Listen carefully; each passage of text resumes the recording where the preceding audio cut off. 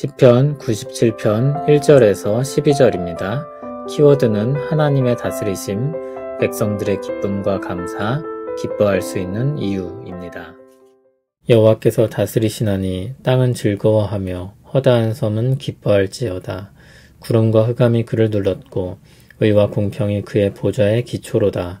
불이 그의 앞에서 나와 사방의 대적들을 불사르시는도다. 그의 번개가 세계를 비추니 땅이 보고 떨었도다. 산들이 여호와의 앞, 곧 온 땅의 주 앞에서 밀랍같이 녹았도다. 하늘이 그의 의를 선포하니 모든 백성이 그의 영광을 보았도다. 조각한 신상을 섬기며 허무한 것으로 자랑하는 자는 다 수치를 당할 것이라. 너희 신들아 여호와께 경배할지어다. 여호와여, 시온이 주의 심판을 듣고 기뻐하며 유다의 딸들이 즐거워하였나이다. 여호와여, 주는 온 땅 위에 지존하시고 모든 신들보다 위에 계시니이다. 여호와를 사랑하는 너희여, 악을 미워하라. 그가 그의 성도의 영혼을 보전하사 악인의 손에서 건지시느니라. 의인을 위하여 빛을 뿌리고 마음이 정직한 자를 위하여 기쁨을 뿌리시는도다. 의인이여, 너희는 여호와로 말미암아 기뻐하며 그의 거룩한 이름에 감사할지어다. 아멘. 시편 97편은 여호와 하나님의 다스리심을 말하면서 시작합니다. 하나님의 통치는 온 땅의 기쁨입니다. 좋은 지도자를 만난 사람들이 기뻐할 수 있듯이 하나님이 다스리시는 우주 만물은 기뻐해야 할 것입니다. 2절부터 6절까지는 자연을 통해 하나님에 대해 이야기합니다. 2절은 구름과 흑암으로 하나님에 대해 말합니다. 구름과 흑암은 하나님의 위엄을 나타냅니다. 특히 이 말씀은 이스라엘 백성에겐 남다른 의미를 가집니다. 하나님께서 구름 가운데, 흑암 가운데 이스라엘 백성에게 나타나셨었습니다. 하나님께서 이스라엘을 구원하시고 율법을 주실 때 이스라엘에게 보이셨던 위엄입니다. 위엄 가운데 율법을 주신 모습은 2절에서 말하는 의와 공평으로 다스리는 것과 잘 어울립니다. 3절을 보면 이번엔 불의 이미지로 하나님을 묘사합니다. 불은 대적들을 불사르는 하나님의 권능을 나타냅니다. 4절에는 세상을 비추는 번개가 나옵니다. 땅이 보고 떨었다고 했습니다.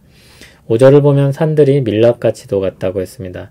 산은 견고하며 영원히 있을 것만 같습니다. 그러나 그와 같은 산이 하나님 앞에서 녹아내립니다. 화산이 폭발하는 자연현상을 사용하는 표현입니다. 6절을 보면 하늘이 하나님의 의를 선포한다고 했습니다. 하늘의 천군 천사가 군악대가 연주하듯이 하나님의 의를 선포합니다. 그 영광스러운 모습을 모든 백성이 지켜봅니다. 이처럼 하나님의 권세가 구름과 흑암, 불, 번개, 산들을 통해 선포됩니다.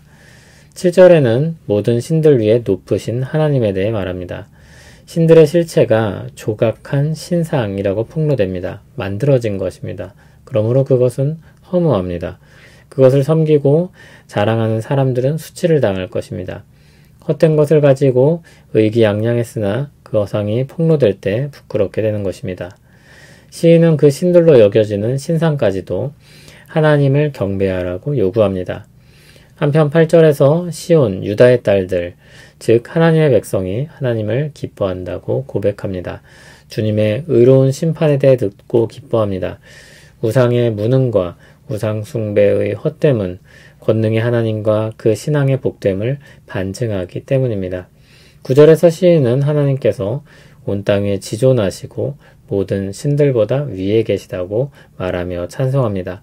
10절에서는 하나님의 백성으로 시선을 돌려 말합니다. 그들은 여호와를 사랑하는 너희로 일컬어집니다. 하나님을 사랑하는 백성들에게 요구되는 것은 악을 미워하는 것입니다. 하나님은 의와 공평으로 다스리시기 때문입니다. 그럴 때 사람들은 악한 세상에서 어려움을 당할까 두려움을 느낄 수 있습니다. 그러나 하나님은 성도의 영혼을 보전하시고 악인의 손에서 건지신다고 말합니다. 그러므로 두려워하지 말고 하나님을 따라 살라는 것입니다. 하나님은 의인을 위해 빛을 뿌리고 마음이 정직한 자를 위해 기쁨을 뿌리신다고 했습니다. 시인은 의인으로 불리는 하나님의 백성에게 말합니다. 의로우신 하나님을 따라 의롭게 사는 백성들입니다. 너희는 여호와로 말미암아 기뻐하며 그의 거룩한 이름에 감사할지어다. 의로우신 하나님의 통치를 노래하는 시를 읽었습니다. 하나님의 의로운 통치는 그분의 의를 따라 사는 백성들에게 큰 기쁨이 됩니다. 그 백성들이 따르는 삶은 참으로 복됩니다. 그런데 악인들이 득세하는 세상에서 악을 미워한다는 것은 세상의 흐름을 거스르는 것입니다. 악한 세상에서 의롭게 사는 백성들의 삶은 고난입니다. 그럼에도 그 삶이 참되고 복되다고 말할 수 있을까요? 그와 같이 사는 사람들을 향해 기뻐하라고 말할 수 있을까요? 무슨 근거로 그런 이야기를 할 수 있을까요? 의로우시며 권능으로 다스리시는 하나님을 믿기 때문입니다. 하나님은 의로우실 뿐만 아니라 그 의를 실현시킬 수 있는 권능을 가지고 계십니다. 8절을 보면 주님은 의로 심판하시는 분입니다. 10절을 보면 성도의 영혼을 보전하시고 악인의 손에서 건지신다고 했습니다. 자기 백성을 지키시며 온 세상을 의로 다스리는 하나님입니다. 권능의 하나님께서 의롭게 통치할 것을 믿는다면 그 백성들은 하나님의 의를 따라 살 수 있을 것입니다. 하나님의 존재는 우리가 지혜롭게 참된 것을 따라 살게 합니다. 악이 득세해도 의를 따를 수 있는 용기를 줍니다. 어려움에 빠졌을 때 생존하고 빠져나올 수 있는 근거가 되십니다. 우리는 하나님 때문에 기뻐할 수 있고 하나님 때문에 악을 떠나 의를 따라 살 수 있습니다. 하나님의 백성은 믿음으로 기뻐하고 감사할 수 있는 것입니다. 사도는 감옥에서 빌립보서를 썼습니다. 그때 빌립보 교회는 세상 속에 있었습니다. 빌립보 교회는 온실 속에 화초 같던 교회가 아니라 세상 속에 있던 한 지역 교회였습니다. 사도는 감옥에서 세상 속에 있는 빌립보 교회를 향해 주 안에서 항상 기뻐하라고 말했습니다. 그들에게 어떤 기쁨이 있을까 싶습니다. 그럼에도 사도는 자신은 물론 교회도 기뻐할 수 있다고 말합니다. 항상 기뻐하라고 말합니다. 무슨 배짱일까요? 그들을 구원하시고 복음의 역사를 여전히 이루시는 하나님을 믿기 때문입니다.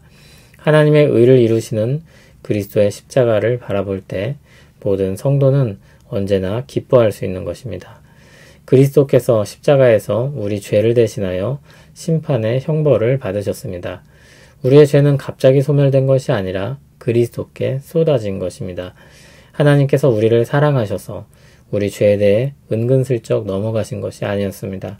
하나님은 의롭게 심판을 시행하셨습니다. 우리를 보존하시고 악에서 건져내시는 하나님의 지혜와 권능이었습니다.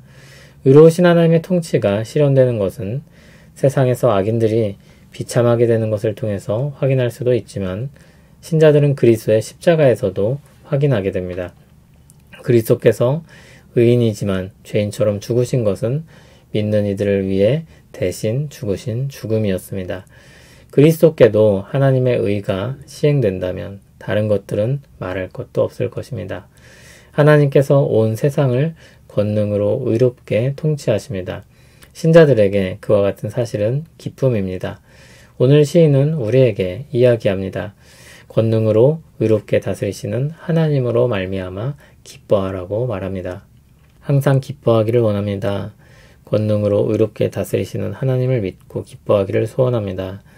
주 안에서 기뻐하려고 하지만 우리는 우리 연약함과 세상의 악한 일들로 인해 흔들리기 쉽고 지치기 쉽습니다.